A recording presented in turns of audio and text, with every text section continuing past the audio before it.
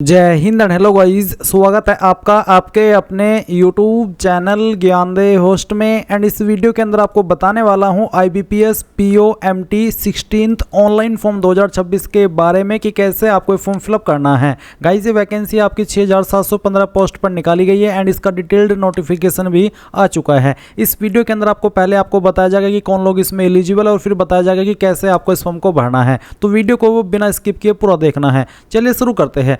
फटाफट से वीडियो को लाइक शेयर करके चैनल को सब्सक्राइब कर ले और उसके बाद में जो लिंक मैंने वीडियो को डिस्क्रिप्शन में दिया है आप ओपन कर ले। आपके सामने यहाँ पर इस वैकेंसी की जानकारी आएगी जहाँ पर टोटल वैकेंसी देखने को मिलेगी, फिर एज लिमिट कितनी है वो आप देखेंगे। एनी डिग्री कैंडिडेट इसमें अप्लाई कर सकते हैं। फीस जनरल OBC WS के लिए 850 और SC ST PH के लिए 175 है। फॉर्म आप लोग 1 जुलाई से लेकर के 21 जुलाई 2026 तक भर पाएंगे। एंड यहाँ पर आपका सिलेक्शन प्रोसेस में एग्जाम पैटर्न क्या रहेगा उसकी जानकारी भी दी गई है। अब आप चाहे तो इंपॉर्टेंट लिंक के सेक्शन से ऑफिशियल नोटिफिकेशन PDF के ऊपर क्लिक करके इस PDF से पेज नंबर 36 पर आकर के देख सकते हैं कि कौन से बैंक में किस कैटेगरी में कितनी वैकेंसी है। इसके अलावा बाकी एलिजिबिलिटी की इन्फॉर्मेशन आप यहां पर शुरू से लेकर नीचे तक देख सकते हैं, जिसमें कि आपकी अदर इंपॉर्टेंट डेट्स दी गई है।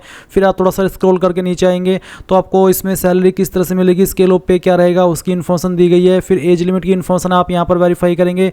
एज लिमिट 20 से 30 साल के बीच रखी गई है। एंड गाइज यहाँ पर आपको बता दूं कि SC ST को अलग से 5 साल की और OBC को 3 साल की एज के अंदर छूट भी दी जाएगी। इसके अलावा बाकी डिटेल्स भी आप यहां से डबल चेक कर लेना।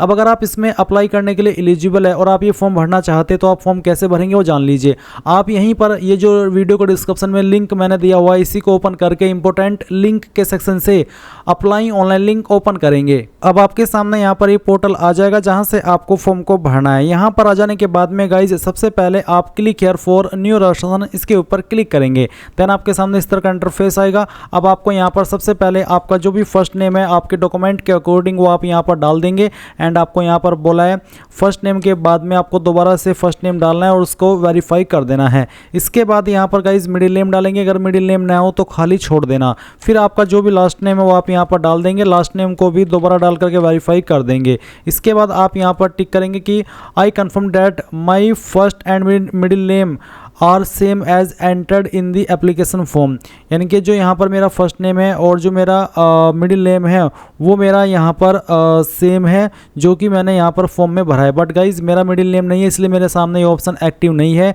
इसलिए अगर आपका मिडिल नेम है तो आपके सामने ये ऑप्शन एक्टिव होगा जहाँ पर आपको कहना होगा कि I confirm that my first and middle name are same as entered in the application form, यानी कि मेरा डॉक्यूमेंट के अंदर भी नाम वही है जो कि मैंने यहाँ पर फर्स्ट नेम मिडिल नेम और लास्ट नेम के अंदर भरा है। साथ ही आप नीचे फुल नेम देखेंगे। अब ये जो फुल नेम आपका यहाँ पर आया है ये आपका 10th सर्टिफिकेट या फिर जो आपका DOB का प्रूफ है उसके अकॉर्डिंग होना चाहिए। बेसिकली 10th के सर्टिफिकेट के अकॉर्डिंग आपका ये नाम होना चाहिए। इसके बाद गाइज आप यहाँ पर देखेंगे आपसे पूछा कि क्या आपने कभी आपका नाम बदला है। अगर आपने बदला है तो यस कर देना और यस करके आप यहाँ पर अपडेटेड फर्स्ट नेम और उसको दोबारा डाल करके वेरीफाई करेंगे। फिर मिडिल नेम दोबारा डालेंगे और उसको फिर यहाँ पर लास्ट नेम और लास्ट नेम को दोबारा डालेंगे।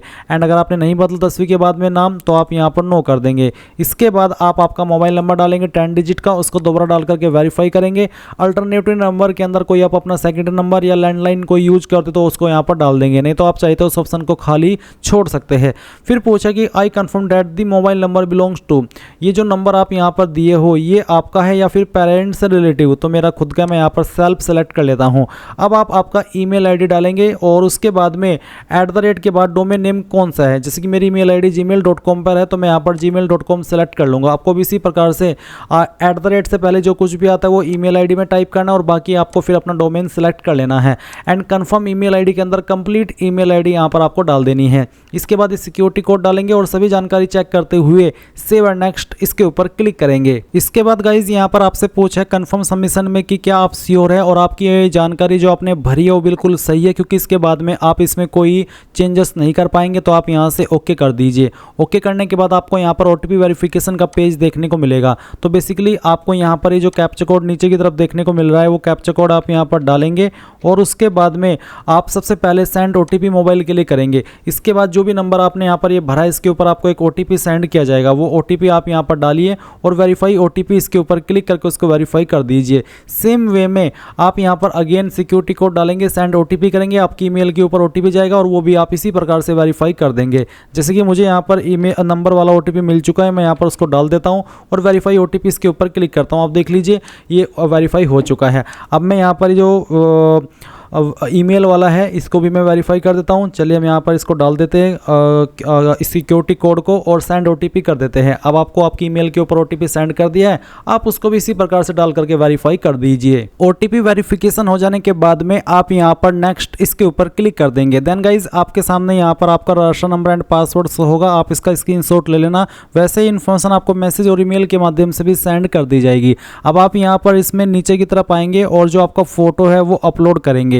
तो आप यहाँ पर पहले तो एक आपका जो फोटो आपके डिवाइस के अंदर है, यानी कि आपका कंप्यूटर हो या मोबाइल हो, उसमें जो आप फोटो रखे हैं अपना पासपोर्ट साइज का कलर वाला, वो आप यहाँ पर अपलोड करेंगे। उसकी जो गाइडलाइंस है वो भी आप यहाँ पर देख लीजिए कि आपके फोटो का डायमेंशन कितना होना चाहिए, साथ ही उसका जो पिक्सल है वो कितना रहना चाहिए, साइज 20 से 50 KB के बीच में, ये सभी चीज़ें यहाँ पर आपको बताई गई है। अब आप ब्राउज इसके ऊपर क्लिक कीजिए और जहाँ पर भी आपकी फोटो फाइल है सेलेक्ट कीजिए, ओपन कीजिए एंड आपकी फाइल यहाँ पर लोड होकर के आ जाएगी। मैं डेमो के लिए इस फॉर्म को भर करके दिखा रहा हूं। तो जैसे ही आपकी फाइल आए आप यहां पर I confirm that this is my recent, जो कि 6 महीने से पुराना फोटो नहीं है, तो आप इसको टिक कर देंगे। फिर आप एक लाइव फोटो कैप्चर करेंगे। अगर आप मोबाइल से करना चाहते तो आप क्लिक है टू स्कैन, इस QR कोड को स्कैन करके अपने मोबाइल से भी कर सकते हैं, नहीं तो आप यहां पर कैप्चर फोटो इसके ऊपर क्लिक कीजिए।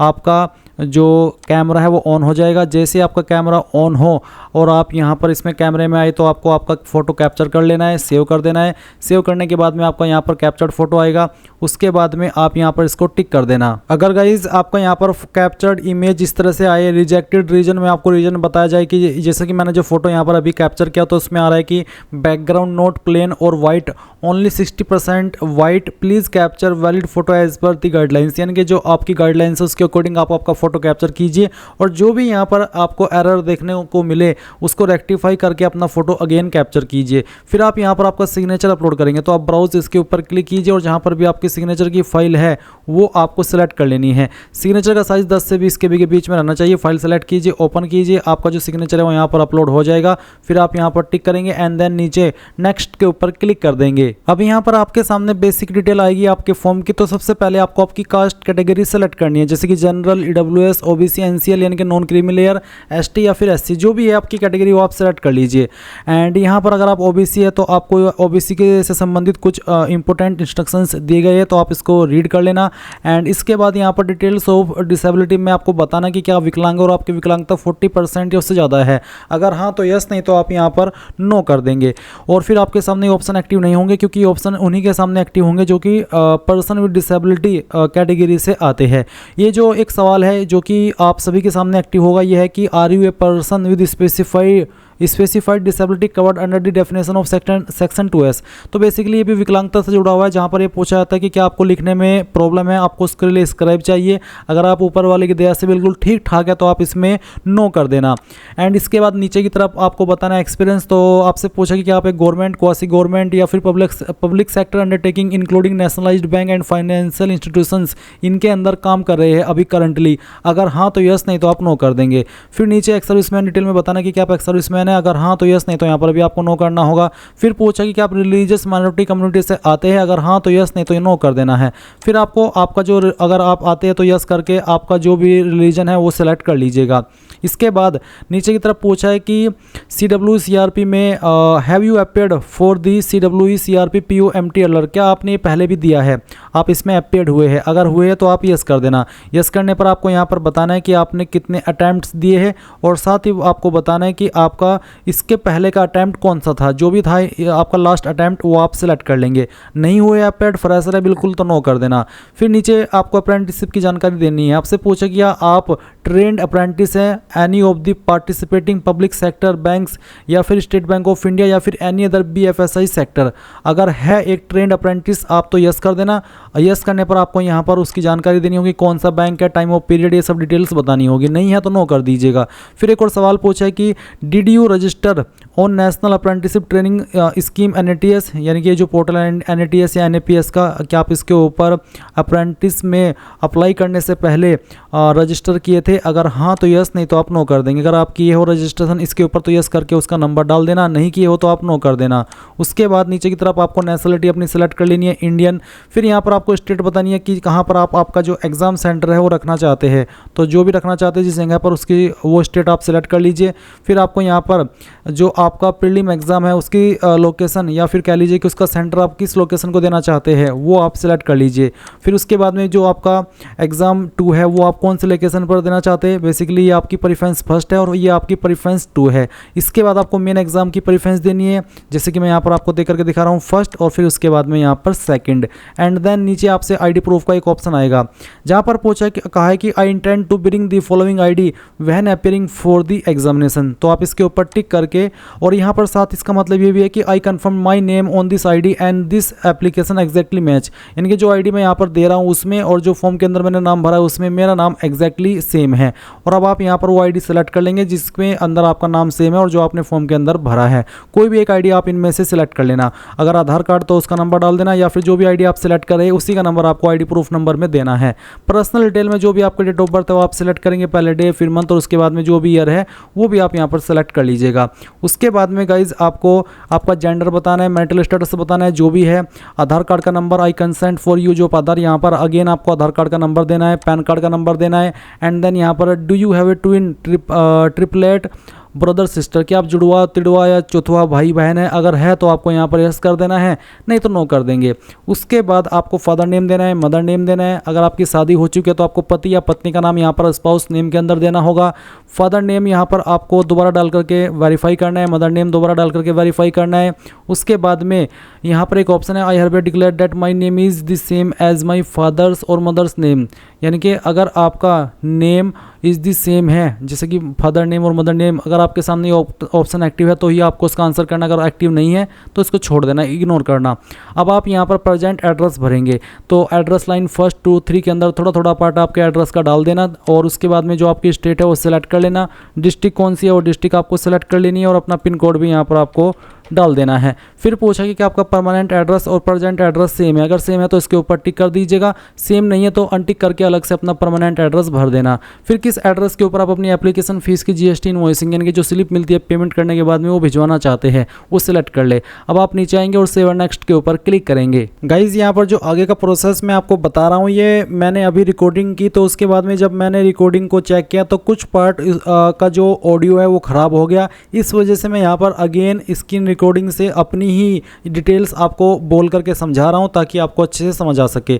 तो जैसे ही आप सेव और नेक्स्ट करेंगे आपके सामने क्वालिफिकेशन का सेक्शन आएगा। मैं आपको बता दूं कि आपकी क्वालिफिकेशन 21 जुलाई 2026 तक कंप्लीट हो जानी चाहिए, जिसकी इसके बाद में होगी वो अप्लाई करने के लिए एलिजिबल नहीं होगा। अब आप यहाँ पर नीचे की तरफ आएंगे और उसमें 10वीं की इन्फॉर्मेशन देंगे। तो 10वीं आपने कौन से बोर्ड से किया उस बोर्ड का नाम आपको यहाँ पर लिख देना, चाहे आपका कोई सा भी बोर्ड है वो आप यहाँ पर लिख देना। कौन सी डेट में पास किया वो डेट आपको सेलेक्ट कर लेना है, पहले डे सेलेक्ट कर लेंगे, फिर मंथ और उसके बाद में ईयर आपका यहाँ पर डेट ऑफ बर्थ आ जाएगा। फिर आपकी परसेंटेज डालेंगे, अगर आपके नंबर CGPA के अंदर है तो आप उनको परसेंटेज में कन्वर्ट करके फिल करेंगे, क्योंकि यहाँ पर आपका CGPA का डालने का ऑप्शन नहीं है। फिर आप ग्रेजुएशन की जानकारी भरेंगे, आपको बताना कि कौन सी इंस्टीट्यूट या यूनिवर्सिटी से आपने आपकी ग्रेजुएशन की है, कौन सी है आपके पास इनमें से क्वालिफिकेशन, अगर इनमें है तो ठीक है, नहीं तो आप यहाँ पर अदर्स के ऊपर क्लिक करके खुद से अपनी क्वालिफिकेशन का नाम दे सकते हैं, बट अगर इन्हीं में है तो यहाँ से सेलेक्ट कर लेना। उसके बाद इसी प्रकार से आपका स्पेशलाइजेशन सब्जेक्ट सेलेक्ट करना, इनमें नहीं है तो अदर के ऊपर क्लिक करके खुद से भर देना। फिर आप डेट ऑफ पासिंग बताएंगे, कौन सी डेट में आपने आपकी ग्रेजुएशन कंप्लीट कर ली थी। इसके बाद जैसे ही आप ये डिटेल्स यहाँ पर फिल कर देंगे तो आपको आपकी परसेंटेज बतानी है, अगर CGPA में तो आप उसको कन्वर्ट करके परसेंटेज में भरेंगे। अब फिर अगर आपके पास कोई पोस्ट ग्रेजुएशन है, प्रोफेशनल क्वालिफिकेशन, उसकी जानकारी देंगे, नहीं तो खाली छोड़ देंगे। अब आपसे पूछे do you operating and working knowledge in computer system, अगर आपको कंप्यूटर की नॉलेज है अगर तो आप यस कर देंगे। यस करके आपको बताना हो कि सर्टिफिकेट है या फिर आपके पास यहाँ पर कोई डिप्लोमा है। अगर कोई डिग्री है तो आप डिग्री सेलेक्ट कर लेंगे, या फिर 10वीं के अंदर आपने पढ़ा है वन ऑफ सब्जेक्ट के रूप में तो बताएंगे कि कंप्यूटर एज ए सब्जेक्ट या फिर IT एज ए सब्जेक्ट, जो भी है बेसिकली वो आप यहाँ पर सेलेक्ट कर लेंगे। ये सेलेक्ट करने के बाद में नीचे आएगी आपके सामने एक्सपीरियंस की जानकारी। तो अगर आप एक्सपीरियंस है तो इसमें आप यहाँ पर बताएंगे कि अभी करंटली काम कर रहे हैं, अगर हाँ तो यस, और नहीं कर रहे हैं करंटली काम तो आप इस ऑप्शन में नो कर देना। फिर नेम ऑफ द एम्प्लॉयर के अंदर कंपनी का नाम या बैंक का नाम जहाँ पर आपने काम किया है, और उसके बाद में डेजिग्नेशन यानी कि कौन सी पोस्ट पर रह करके काम किया है उस पोस्ट का नाम आप यहाँ पर लिख देंगे। फ्रॉम में वो डेट जब आपने जॉब ज्वाइन की थी, और टू के अंदर वो डेट जब तक आपने जॉब करी थी। नेचर ऑफ ड्यूटीज़, कोई भी आपका जो जॉब का नेचर था वो आप बता देंगे, और क्यों जॉब छोड़ी इसका कोई छोटा मोटा रीजन जो आप देना चाहे अपनी मर्जी से दे सकते हैं। ये देने के बाद नीचे आएंगे और एक सवाल पूछा कि क्या आप जो प्री एग्जाम ट्रेनिंग मिलती है ऑनलाइन मोड में SC ST OBC और रिलीजियस माइनॉरिटी कम्युनिटी को क्या आप वो लेना चाहते हैं, उसके लिए आप इंटरेस्टेड है, हाँ तो यस, नहीं तो नहीं। इसमें चाहे आप यस करें चाहे नो करें, आपके ऊपर फॉर्म पर प्रभाव नहीं पड़ेगा, ये आपकी मर्जी है। फिर आपसे पूछा कि आप किसी केस में prosecution, detention, fine, convection, sentence किए गए हो, दोषी ठहराए गए हो कोर्ट के द्वारा किसी भी ऑफेंस में, तो आप यहाँ पर यस कर देना, नहीं तो आप नो कर देंगे। इसके बाद लैंग्वेज कौन कौन सी आती है वो लैंग्वेज आपको सेलेक्ट करनी है, जैसे कि हिंदी आपको पढ़नी आती है, लिखनी आती है और बोलनी आती है। फिर सेकंड लैंग्वेज जो भी आती है जैसे कि पढ़नी, लिखनी और बोलनी इंग्लिश आई तभी ऑन करना, नहीं तो आप इसको ऑफ कर देना। कोई तीसरी लैंग्वेज आती है तो अदर सेलेक्ट करके उस लैंग्वेज को यहाँ पर मेंशन कर देना, चाहे वो तमिल हो, तेलुगु हो, मलयालम हो, उर्दू हो, संस्कृत हो, जो भी है वो आप यहाँ पर लिख देना और उसका स्टेटस बता देना। अब आप सेव एंड नेक्स्ट के ऊपर क्लिक करेंगे। इसके बाद आपके सामने यहाँ पर जो आपकी बैंक प्रेफरेंसेस का ऑप्शन है वो आ जाएगा। तो गाइज आपको बताना है कि कौन से बैंक को आप किस नंबर पर प्रेफरेंस देना चाहते हैं। अगर मैं आपको नोटिफिकेशन पर लेकर के चलूँ तो आप यहाँ पर नोटिफिकेशन में देख सकते हैं कि कौन से बैंक के अंदर किस कैटेगरी में टोटल कितनी वैकेंसी निकाली है। तो यहाँ से आप एक बार देख लें और फिर उसके अकॉर्डिंग अपनी मर्जी से जिस बैंक को जिस नंबर पर प्रेफरेंस देना चाहते हैं इस तरह से आप यहाँ पर टिक कर दीजिए। सभी बैंक को प्रेफरेंस देना अनिवार्य है। उसके बाद आप नीचे आएंगे और सेव एंड नेक्स्ट कर देंगे। फिर यहाँ पर आपके सामने आपके फॉर्म का प्रीव्यू आएगा, जो भी जानकारी शुरू से लेकर अभी तक आपने भरी है इन सभी को चेक करेंगे और यहाँ पर आई एग्री के ऊपर क्लिक करके सेकंड ऑप्शन पर आप तभी टिक करेंगे जब आपका नाम आपकी आईडी के अंदर और जो आपने इस फॉर्म के अंदर भरा है वो सेम है। अगर वो सेम नहीं है तो आपको तीसरे के ऊपर टिक करना होगा, बट अगर आपका आईडी और फॉर्म के अंदर जो नाम है वो सेम है तो आप सेकंड ऑप्शन के ऊपर टिक करेंगे। एंड नीचे फिर आपको यहाँ पर इसमें कंप्लीट रजिस्ट्रेशन इसके ऊपर क्लिक करना है और फिर यहाँ से आपको ओके कर देना है। ओके करने के बाद आप यहाँ पर डॉक्यूमेंट्स अपलोड की जो लिस्ट है वो देखेंगे। गाइज यहाँ पर आपको आपका लेफ्ट थंब इंप्रेशन अपलोड करना है, हैंड रिटन डिक्लेरेशन अपलोड करना है। साथ ही आपको यहाँ पर बता दूं कि हैंड रिटन डिक्लेरेशन कहाँ से मिलेगा। जो लिंक मैंने वीडियो को डिस्क्रिप्शन में दिया इसको ओपन करके आप यहाँ से लाइन नोट करेंगे कोरे कागज पर। नेम ऑफ द कैंडिडेट की जगह पर आपको बस अपना नाम लिख देना और बाकी लाइन यही लिखनी है। फिर आप यहाँ पर आपका थंब इंप्रेशन अपलोड करना है, इसका साइज 50 KB से कम होना चाहिए। फाइल सेलेक्ट कीजिए और उसके बाद में ओपन कर दीजिए, आपकी फाइल आएगी और आप यहाँ से इसको ओके कर देना। फिर जो हैंड रिटन डिक्लेरेशन है उसकी फाइल सेलेक्ट करना और फिर यहाँ से ओपन कर देना, आपकी फाइल यहाँ पर आ जाएगी। इसके बाद आप यहाँ पर 10वीं का सर्टिफिकेट अपलोड करेंगे जो कि PDF के फॉर्मेट में करना है। तो अगर आपका ये इमेज में आप उसको PDF में कैसे बनाएंगे जान लें। आपको गूगल के अंदर आना है और सर्च करना है इमेज टू PDF। पहले वाली वेबसाइट जो आएगी इसको ओपन कर लेना। उसके बाद में आपका जो भी फाइल है वो आप सेलेक्ट कर लेना। मैं डेमो के लिए यहाँ पर एक फाइल सेलेक्ट करता हूँ और फिर कन्वर्ट टू PDF के ऊपर जैसे आप क्लिक करेंगे तो फाइल PDF के अंदर कन्वर्ट हो जाएगी एंड वो फाइल फिर आप यहाँ पर अपलोड कर देंगे। उसमें आपको फाइल में कोई स्पेस नहीं देना फाइल नेम में और इसके बाद आप यहाँ पर इसके ऊपर टिक कर देंगे। सेकंड ऑप्शन के ऊपर टिक तभी करना जब आप अपनी डिटेल्स डिजिलॉकर से फैच कराना चाहे, जिसमें कि आपका नाम, DOB, मोबाइल नंबर, जेंडर, आधार, ये सब डिटेल्स आपकी वहाँ से फैच होती है। तो ये करना कंपलसरी नहीं है। नहीं कराना चाहते तो नो कर दीजिए, कराना चाहते तो यस करके डिजिलॉकर की वेबसाइट पर आपको ट्रांसफर किया जाएगा और फिर वहाँ पर आप लॉगिन होकर के अपनी परमिशंस को अलाउ कर देंगे एंड देन आप यहाँ पर नीचे सिक्योरिटी कोड डालेंगे और सेव एंड नेक्स्ट के ऊपर क्लिक कर देंगे। अब आपके सामने यहाँ पर इस तरह का इंटरफेस आएगा तो आपको ये सिक्योरिटी कोड डालना है और इसको डालने के बाद में नीचे सबमिट के ऊपर क्लिक कर देना और यहाँ से ओके करना है। अब आपको पेमेंट के पेज पर ट्रांसफर किया जाएगा। आप आपकी फीस ऑनलाइन माध्यम में जिस माध्यम का इस्तेमाल करके जमा करना चाहे कर सकते हैं, जैसे कि credit, debit card, net banking, UPI। अगर UPI तो शो QR इसके ऊपर क्लिक करना है, इस QR कोड को स्कैन करके पेमेंट कर देना। जैसे फीस पे हो जाएगी तो ऑटोमेटिकली यहीं पर आपको रिडायरेक्ट किया जाएगा जहाँ से आपने फॉर्म फिल करना स्टार्ट किया तो और आप अपने फॉर्म का फाइनल प्रिंट आउट ले पाएंगे। एंड इस प्रकार से गाइज आप लोग IBPS PO MT online form 2026 भर पाएंगे। आई होप ये प्रोसेस आपको पसंद आया होगा। So thanks for watching. जय हिंद।